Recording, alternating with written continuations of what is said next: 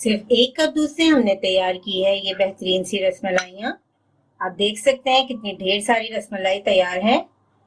आप देख सकते हैं कितनी फ्लफी बनी है, अंदर से बिल्कुल पकी हुई है। और अगर आप भी बनाना चाहते हैं ये फूली हुई मजेदार रसमलाई तो वीडियो को पूरा देखिए और बनाइए बेहतरीन रसमलाई।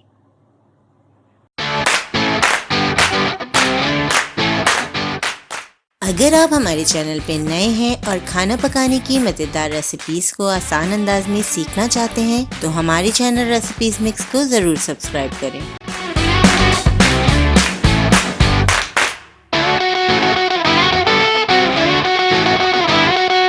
एक लीटर दूध को हमने बॉईल कर लिया है। अब हम इसमें ऐड करेंगे 3/4 कप शुगर। 1/4 टीस्पून हम इसमें इलायची का पाउडर ऐड करेंगे। अब 10 मिनट के लिए हम दूध को पकने के लिए छोड़ देंगे जब तक कि हम रसमलाइयाँ तैयार कर लेंगे। 1 कप हम पाउडर मिल्क यूज कर रहे हैं। बिल्कुल लेवल कर लिया है हमने पाउडर मिल्क को। नीडो हमने यूज किया है। इसके अलावा अब हम इसमें ऐड करेंगे 1 टेबल स्पून हम लेवल करके इसमें मैदा ऐड करेंगे।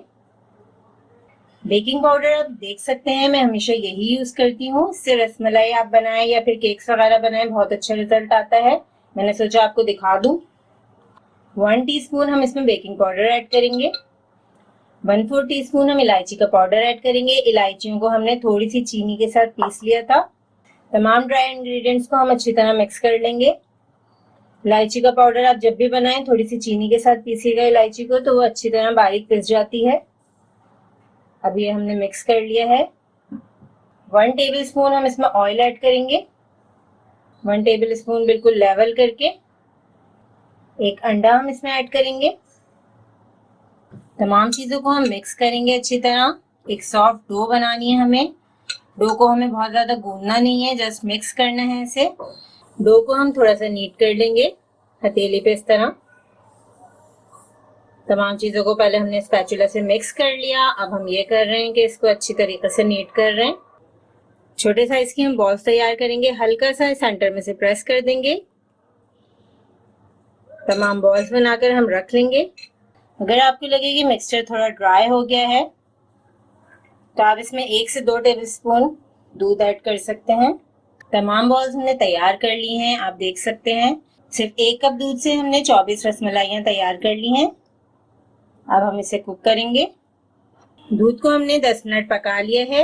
ये हमने टेट्रा पैक का दूध इस्तेमाल किया था जो कि पहले से ही गाढ़ा होता है। अगर आप खुला हुआ दूध इस्तेमाल करें तो उसको जरा थोड़ा सा ज्यादा पकाइएगा क्योंकि दूध को जब हम काढ़ते हैं तो उसका टेस्ट अच्छा हो जाता है, मजेदार हो जाता है।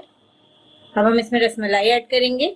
मीडियम फ्लेम पर हम इसमें रसमलाइयाँ ऐड कर देंगे। रसमलाई क्योंकि फूलती है तो आप इसे बड़े और खुले बर्तन में पकाइएगा। बस एक बार हम इसमें चमचे चला देंगे।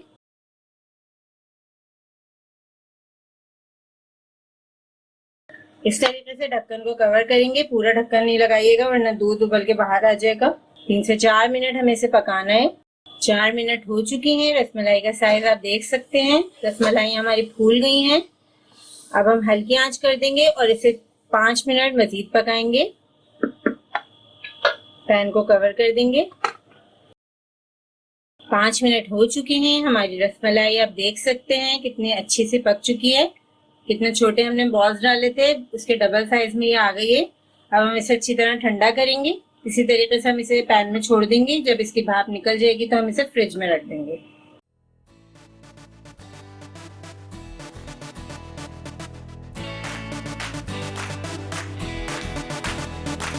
इस रेसिपी को ज़रूर ट्राई करें क्योंकि हम बनाते हैं ख़ास आपके लिए हर रेसिपी को आसान अंदाज में।